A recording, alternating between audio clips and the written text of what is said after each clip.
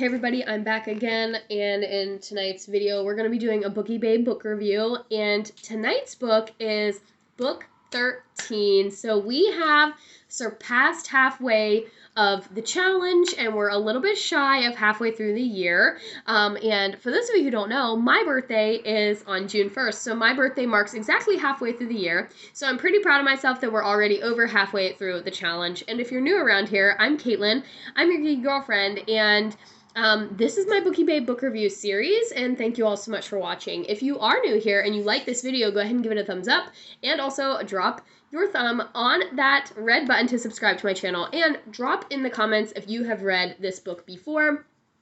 This book had been on my list for a decent amount of time, but after watching Quiet on Set, it really bumped up to like the front of my list.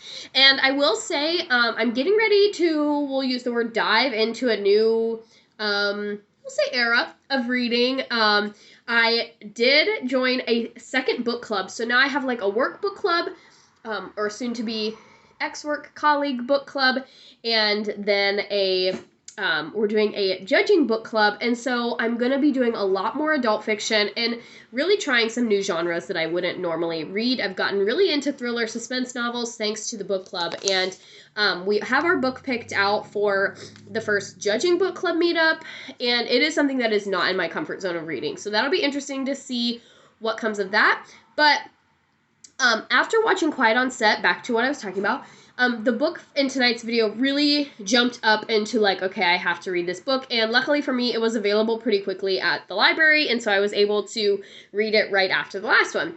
And that book is I'm Glad My Mom Died. Now, I don't have the cover to show you because I did already return the book, because I'm one of those people, like, as soon as it's done, it has to go back. I actually have a movie that needs to go back. More on that later.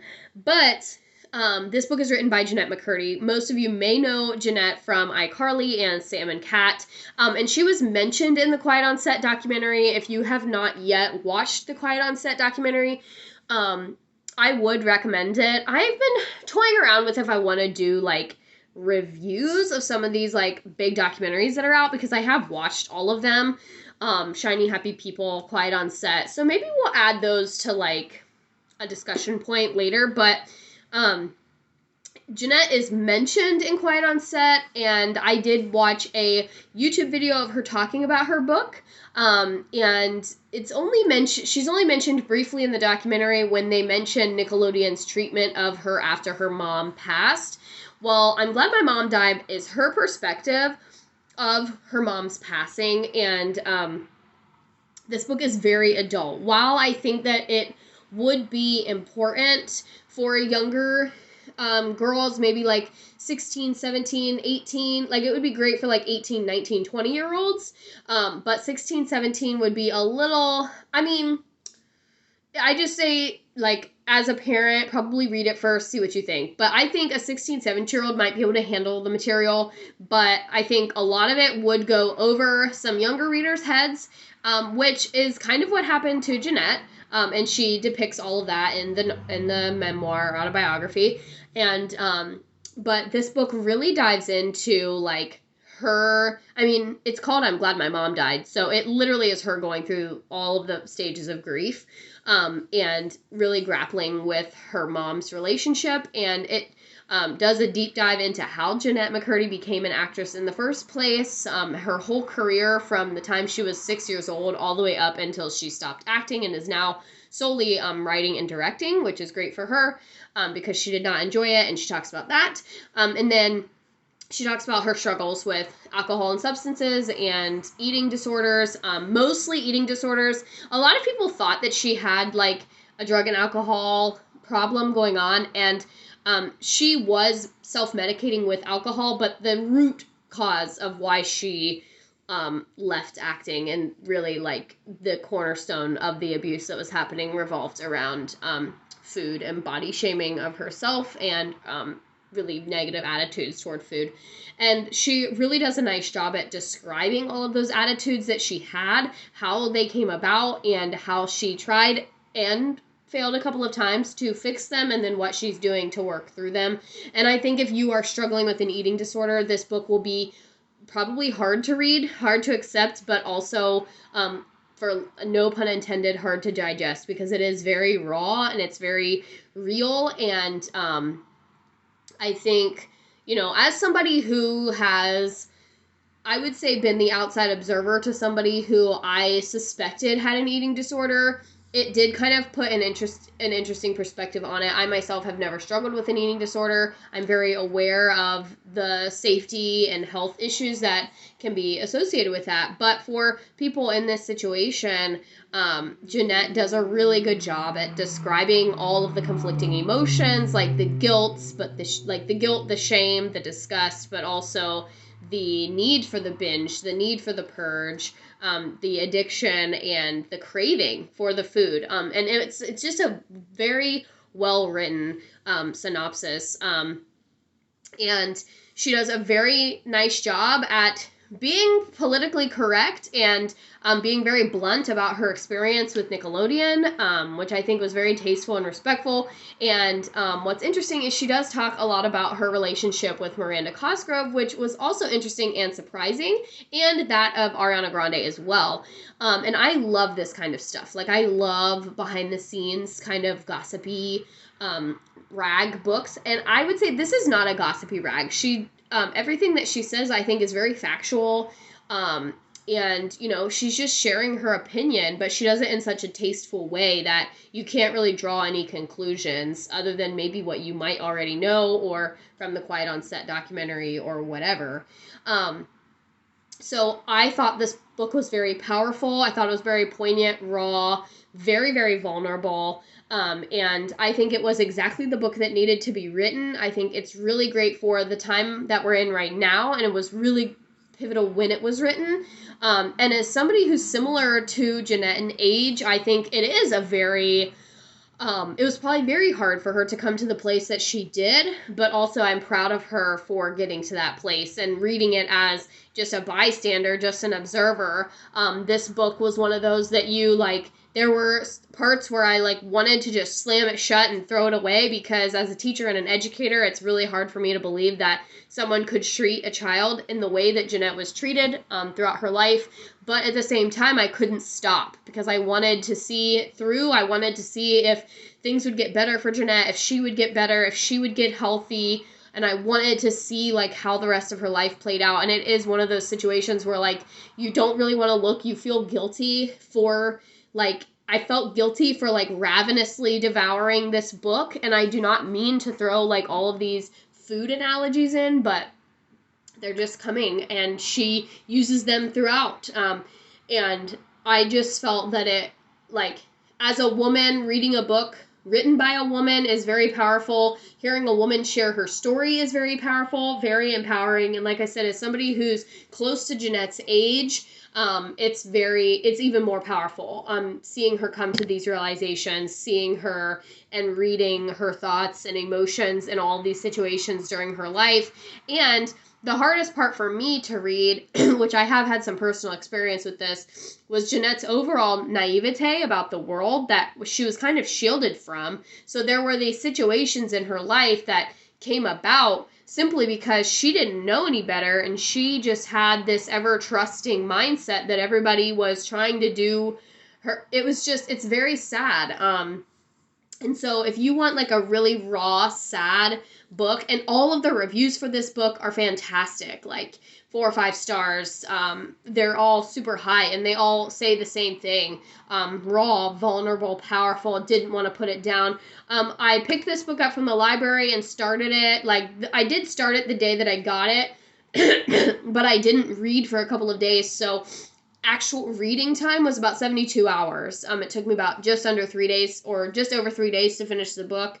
So it was one of the fastest reads that I've read this year, and it is only the second 5-star book that I've read this year. So that shows you kind of the caliber of it, because we've been on here together and I've reviewed a lot of 2 and 3-star books, especially lately, and this one was so good. It also checks off the box for my second nonfiction book of the year. I'm trying to read 6. I want 25% of that 24 books to be nonfiction. I just think that it's great for the mind, because we can read fluff and fiction all day long, and dive into fantasy and magical worlds all day long, but I do think that as a reader I value learning something new every day. I do want to keep bettering myself. Now, I'm not saying that all of the nonfiction works that I'm going to choose this year will be like the most powerful educational things. No, I'm going to be reading a lot of memoirs and autobiographies, but I do think that it is nice every once in a while to throw in a nonfiction work. Actually, the book that I'm reading right now is another nonfiction work, and I can't wait to review that one with you, but I just got into that one, so it's going to be a little bit. So on Goodreads, I gave this book a 5 stars. I also gave it a 5 on Storygraph, and in terms of should you read this book, should you not read this book, I say yes, especially if you are a millennial woman who grew up watching iCarly, Sam and Cat. If you know who Jennette McCurdy is, you need to read this book and hear her story, because I almost felt guilty for liking her so much, and I wrote that in my review, not that you'll ever see it, but if you ever see this video, Jennette, you were my favorite character on iCarly, and I think that was true for a lot of people, and a lot of people couldn't relate to Carly the same way that they could relate to Sam, and I think, as an older teenager watching iCarly, especially, Sam's humor was a little bit more down to earth, a little bit more sarcastic, and sometimes for younger viewers it was probably lost, but now knowing your story, it almost makes me feel bad that I liked you for Sam, because now I know who you were trying to portray and yourself, and it, like I said, it almost makes me sad and like reflective. I think this book is so powerful. It's so well written. It is spunky and fun in some parts. Like, it has her humor scattered throughout. So if you are a fan of Sam and iCarly, then her humor will translate over into the book, because there were lots of like little Spitfire comments laid throughout. I will say the language, this is written by an adult woman who's been through trauma, who's been through a lot. So when you read it, know that like the language is not suitable for younger readers. That's what I said at the beginning. There's also depictions of sexual encounters, very explicit references to drugs and alcohol. So again, if you are a parent of a 16, 17-year-old girl, I would say read it first and screen for yourself. I am by no means an advocate of restricting children or teens from reading. I think it is the world's greatest resource is literacy and being able to read. However, I also value the parent's right to choose and to be informed about what the child is reading. So that is not to start any political or any debate on here. Those are just my simple views about literacy and education, and that is by no means a call to be canceled or whatever. I just, if you're a parent and like if you're an adult and you have a teenage daughter, I say read this book and decide for yourself if you would also want your teenage daughter to read it. I am on the fence, but only about I want to say, like, the sexual stuff I think is okay, actually, because there's only a couple of scenes that are, like, explicit, but there are some encounters that she describes that I feel like are very important for teenage girls to know and to be informed that this could happen. I would say for me, it's the drug use, and the language, that would, just because I don't cuss, we don't cuss in our home, and so exposing my children to a book, now that's not to say that they aren't hearing it everywhere else. I'm just saying that's why for me I would be hesitant and say that it's a little bit inappropriate. But I would say 17, 18, 19, like, perfectly fine. It's just that 15, 16, I would say maybe hold off. But like early college, late high school, I say it is, I would say, yeah, go ahead. Because I do think that it's important to hear about another woman's naivety, and, hearing about another woman's experiences that they had more information, they would not have gotten into, I think is super powerful. And I think information is powerful, especially for women. And I think that hearing this person who's pretty well known in terms of kids TV share these vulnerable and kind of dark secrets is also important. I think it's important to shed some light on the darker side, like not to steal Quiet on Set's thunder, but the darker side of kids TV and also the darker side of what these young actors and actresses really go through in the house. And she is not the only one to share this story. So I think this will open up outlets for others to come forward, and I think, like I said, that is really powerful. So that's my soapbox about I'm Glad My Mom Died, a wonderfully written,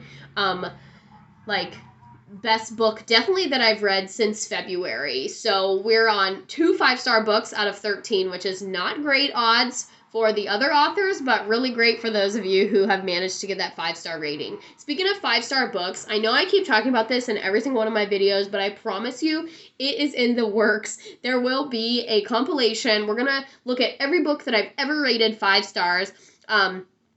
Chapter books and adult fiction only. We will not be discussing children's literature, like picture books. That's going to be in a separate video, but I'm going to be talking about them and thinking, okay, I rated this at 5 stars in like 2013. I've read better books since. Or no, this book still holds up as one of my top favorite books of all time. And we're going to try and come up with like my top 10 books you should read as of 2024, because I know there's going to be other great books that I read in my life. So we're going to do like I'm almost 30. Let's look at every book that I've ever rated 5 stars and kind of pit them against each other. I did steal this from another content creator, but I thought it was a great idea. And I will, in the video, when it's finally done, I will make sure to tag her in the comments. So you can follow her and watch hers as well, because that's where I got the idea and I thought it was great. So until then, I will see you guys next time. Maybe I'll have book 14 coming before then. Maybe not. And then book 15 will be right slowly behind, not so far behind it. And then we'll have to take a short hiatus because I'll be traveling. So probably there'll be a couple of books that get done over the travel. And then we'll come back and it'll be summer and we will be making content like crazy. So thank you all so much for being here. Go read this book. I'm Glad My Mom Died by Jennette McCurdy. Worth every star that it got. And I hope that you enjoy it. Let me know in the comments if you have already read this book. And as always, you can find my full review over on Goodreads at Caitlin McClure. Thanks guys for watching. Bye-bye.